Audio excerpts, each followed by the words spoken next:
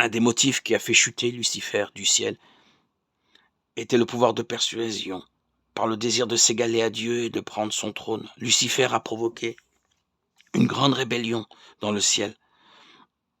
Dans l'Apocalypse chapitre 12, l'apôtre Jean a enregistré une vision qu'il a eue de ce moment. Regardez ce qui est écrit.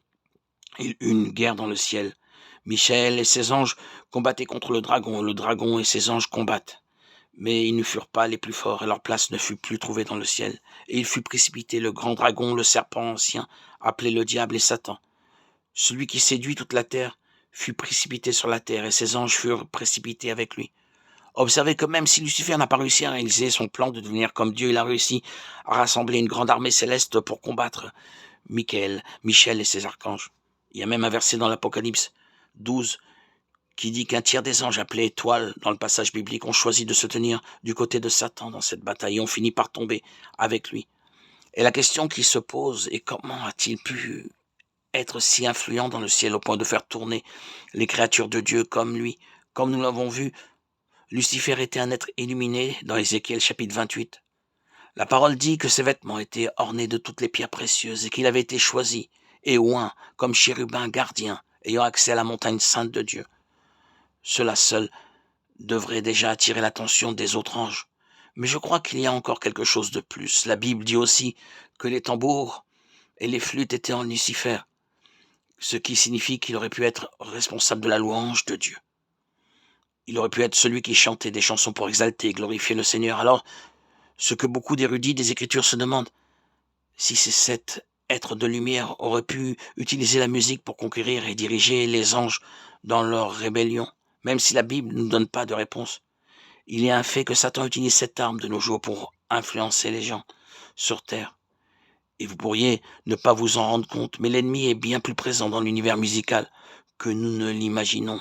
Après tout, s'il était responsable de la musique au ciel, pourquoi ne le serait-il pas aussi sur Terre?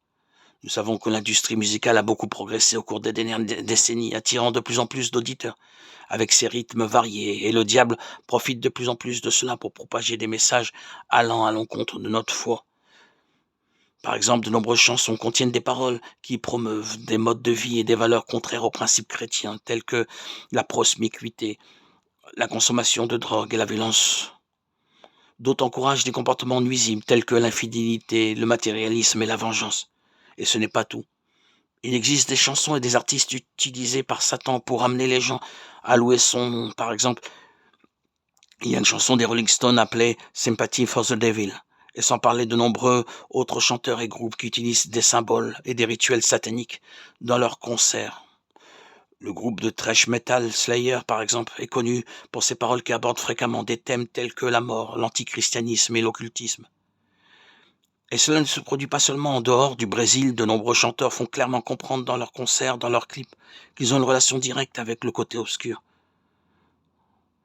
Et une autre chose, ce ne sont pas seulement les chansons et les chanteurs séculiers qui souffrent de l'influence satanique. Le monde gospel est également une cible importante du diable. Mais là, il agit de manière différente, très camouflée. Cependant, cela ne signifie pas que le mal soit moindre que dans les autres types de musique. Et vous pourriez vous demander maintenant, comment puis-je identifier une chanson gospel qui pourrait avoir une influence maléfique?